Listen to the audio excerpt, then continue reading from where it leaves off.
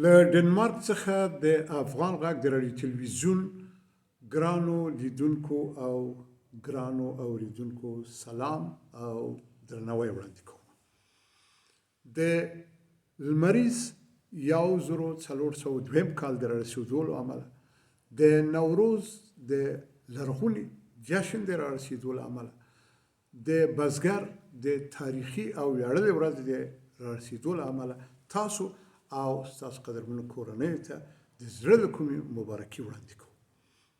شنونده ها و بیننده های عزیز و گرامی رادیو تلویزیون افغان غږ یا صدای افغان از دنمارک به نسبت فرارسیدن سال هجری شمسی 1402 خورشیدی مراتب بهترین تبریکات خود و تمام کارکنان رادیو تلویزیون افغان غږ خدمت شما و خدمت خانواده های عزیزتان تقدیم میکنیم.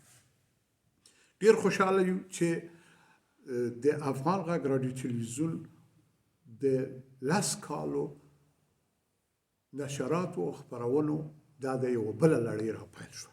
د نوي کال پر راپیل کېدو سره زموږ خپرونې هم یو کال زړې شولې.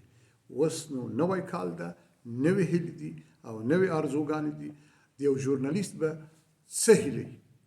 زموږ هیله دننه په افغانستان کې هم همدا وه او اوس هم چې کډوال یو همیشه او تل مو په زړه کې دا هیله او آرزو وه چې که وکولی شو د خپلو هیوادوالو زړونو ته لاره پیدا کړو او د دوی په شونډو باندې تبسم، مسکا او خوشحالي وګورو او داسې خپرونې وړاندې کړو چې هغه د افغاني کلتور، زموږ د تاریخي هویت، د افغانستان د ډېر لرغوني هویت ښکارندوی واوسي. مجله رادیویی صدای افغان و نشرات تلویزیونی صدای افغان از دنمارک همیشه به خاطر اتحاد، همدلی و اتفاق بین افغانهای داخل کشور عزیز ما و خارج از کشور ما بوده و در عرصه‌های مختلفی از هنر و ادبیات و همچنان اطلاعات و بخش‌های مختلف خبری ما در 10 سال خدمت کردیم و این 1 سال دیگه بر نشرات ما افزوده شد و از خداوند بزرگ از یک جانب بسیار ممنون و سپاسگزار هستیم و شکر خدا را میکشیم که در 10 سال ما و بخصوصا خانم فیضیه هوسا که صاحب 6 اولاد و 8 نواسه است و در کنار از این رادیو تلویزیون وظیفه اصلی از چیز دیگه است، اما به طور متواتر همراه ما کمک کرده، همکاری کرده و 10 سال طور مسلسل و دوامدار بدون تکرار هر هفته روزهای شنبه و یکشنبه ما برنامه‌های جدیدی را تقدیم کردیم. ګرانو او قدرمنو اوریدونکو، څوک وایي چې د ښځو ارزښت ډېر لږ، ناچیز او کم دی. تاسو باور وکړئ چې د دغه رادیو تلویزیون خپرونکي او پخوا د افغانستان د رادیو او تلویزیون د نطاق او پرودیسر میرمن فیضیه هوسا چې زما میرمنه ده او د دغه اوسني رادیو تلویزیون یوه فعاله ژورنالیسته ده، هغې په دې 10 کالو کې پرته له ستړیا په پرله پسې توګه هر هفته د شنبې او یکشنبې په ورځ له غرمې نه وروسته 3 بجې تر 6 بجو، یعنې د شنبې په ورځ 3 ساعته او د یکشنبې په ورځ 3 ساعته په پرله پسې توګه نوې خپرونې وړاندې کړي دي او هیڅ کله تکرار خپرونې موږ نه دي خپرې کړي. زموږ له لوی او مهربانه خدای نه د دوی د دربار نه همدا مننه ده چې موږ ته دا توفیق راکړه او هیله لرو چې په راتلونکي کال کې دغه اوس چې کال ده دا اوس هم راپیل کړه او تاسو ته مبارکي وایو. په دې کال کې هم وکولی شو چې موږ یو پل واوسو د خپلو هغو هیوادوالو ترمنځ چې دننه په وطن کې دي او هغه افغانان چې له هیواد نه بهر په تیره بیا چې په ډنمارک کې اوسېږي.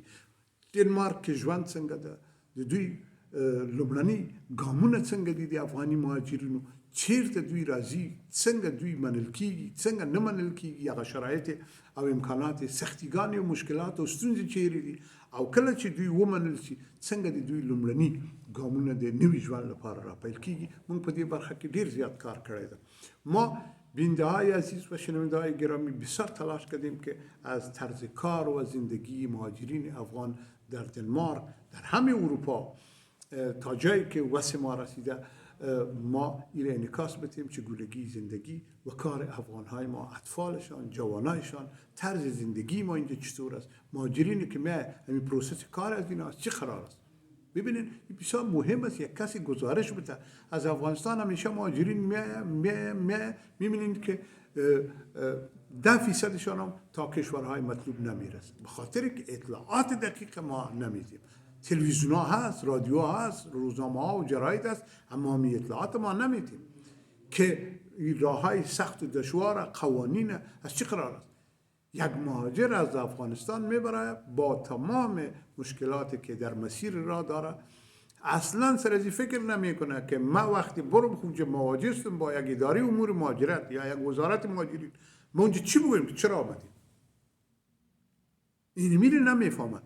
وګورئ دغه باندې زمونږ افغانان نه پوهېږي چې بس حرکت کوي، پیسې قرضوي یا یو څه شی خرڅوي یا به یې لري پیسې به لري نام خدا، هغه راشي نیمه لاره کې نیمې مړه شي، نیمې اوبه ویسي، نیمې مایان وخوري او یو څه چې دلته کنډو کپر راورسېږي مثلا د ډنمارک ته. اوس دوی هېڅ خبر نه دي. دغلته زه په سره صلیب کې کار کوم، تاسو ګورئ زه ښوونکی یم، دغه زما صنف دلته او دا هم دغه شاګردان چې ډنمارک ته راځي زما شاګردان دي دلته، نوي چې راځي نه یوازې ډنمارک وبخښئ افغانان بلکې د ټول نړۍ چې راځي د 2 هفتو لپاره یې ماته راکوي او زما نور همکاران ته البته صنفونه ډیر دي، معلمان ډیر دي. خب د 2 هفته که شاگردا با ما هستن، ما بر از اینا در کنار از اینکه خیر مقدم برشان میگیم، حقوق و وجایبشان برشان میگیم که شما در دنمارک در کشور نو چی حقوقی دارین، چی وجایبی دارین، نه؟ و پروسس کار از اینا را که حالا چگونه تو باید یک چند ماه، چند روز، چند سال ممکن در این کمپ های مهاجرین بانی این پروسس کار از چی قرار است، این برشان درس میدیم.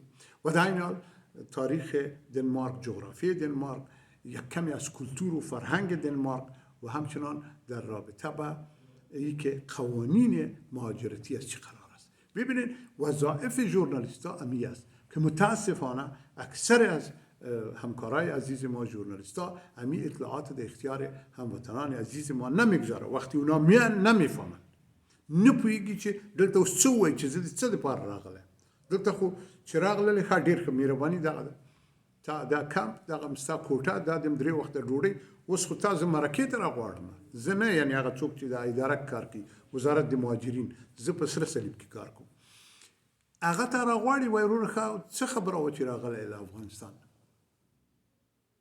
څه ځواب ورته لري؟ خو به وایي چې ولا کار نه و، ولا داسې ده چې هلته یو سم دولت نه و، زما نه خوښېده، نه پوهېږم چې پلار مې په زور یو چاته واده کولم، ما ته یو په زور یو نجلۍ واده کوله، بیا زه دا خو د مهاجرت هغه نه شو، دا خو دلیل نه شو، دا خو تا ته رد جواب درکوي. وګورئ د راډیو تلویزیون افغاني ژورنالیستان چې وایي چې زه مکلفیت لرم، وظیفه لرم چې خلکو ته اطلاعات ورسوم، کوم اطلاعات؟ دا خبرونه خو ټول راډیوګانې وایي، ټول راډیوګانې، ټول تلویزیونونه هم متحد المال یو ډول خبرونه وایي او یا هم منفي تبلیغات کوي د افغانستان پر ضد، د افغانستان د خلکو پر ضد، د افغانستان د اقوامو پر ضد، د افغانستان د دولتونو پر ضد. نه یوازې اوس چې طالبان یا پرون چې د جمهوریت په وخت کې، خو بیا هم هماغه ته ټولو کنځلې کولې، له هغې نه مخکې د کرزي په حاکمیت کې هغه ته هم ټولو کنځلې، وړاندې لاړ شي د خلق دیموکراتیک ګوند، هغه هم همدغسې له باندې نه یې کنځلې خوړلې، داود خان، ظاهر خان همداسې وړاندې لاړ شي. خپل خلک اوس خو نو تاسو فکر وکړئ چې افغانان له وطن نه د باندې راوځي، لا اقل د ایران شرایط ورته څوک نه بیانوي، د پاکستان شرایط، همداسې د ترکیې راځه نو وړاندې تر څو چې اروپا ته راځي او یا ډنمارک ته راځي. د دې قوانینو نه خو باید موږ خبر اوسو او دا د ژورنالیستانو کار ده، دا زموږ د ژورنالیستانو کار ده. خب ما خرسند هستیم و ما خوش هستیم که ما 10 سالی خدمت کردیم. یکی کی رادیوی ما را میشنوه روزای شنبه و یک شنبه ساعت 3 به وقت دنمارک، خود کار خودشان است که میشنوه یا نمیشنوه. ما از کسی پول نمیگیریم، نه از یوتیوب میگیریم، نه از فیسبوک میگیریم، نه از دولت دنمارک. ما معلم هستم، همکار ما فیض جانم در جای که ما کمون میگیم در افغانستان شارولی میگه، در اونجا مسئول یک بخش امور صحی است در قسمت. خب کار ما او است که از اونجا ما معاش میگیریم. این کار شوخی ماست، چون ما ژورنالیست بودیم در افغانستان، میخوایم که همون مسلک خود ادامه بدیم. خب بنابراین ما بیشتر کوشش میکنیم که اطلاعات خدمت شما برسانیم. بپرسین از ما، تلفن کنین بر ما و اگر خواستین اطلاعات دقیق در رابطه با چگونگی زندگی در کشور داشته باشید، ما را کمک کنین که ما افغانای مهاجر تشویق بکنیم که بریم به خیر وطن خود. تا کی مهاجرت ها؟ ترکله به من مهاجر کیگو، هر دولت مهاجرین، هر نوع دولت که راځي بیا پکې وډاله د باندې وسی. د هیڅ وخت پیدا نشه چې مونږ ژورنالیستان د دې زمینه برابر کو او ټول افغانان د دې زمینه برابر. څوک چې تللی دی هغه بیرته وطن ته راشي. هر یو ویریږي، هر یو وایي چې که دا نوي حکومت په وخت کې زه لاړ شم کیدای شي زه بندي شم، کیدای شي ما مړ کړي، کیدای شي ما توهین کړي یا تحقیر کړي. په داسې حال کې چې هیڅ خبره نه ده، نه پخوا داسې یو شی و نه اوس. همالته په افغانستان کې 40 میلیونه خلک ژوند کوي، ولې دا دومره کسان چې د باندې تللي دا نشي تللی هلته؟ مطمئن یم چې تللی شي، هیڅ خبره نه ده.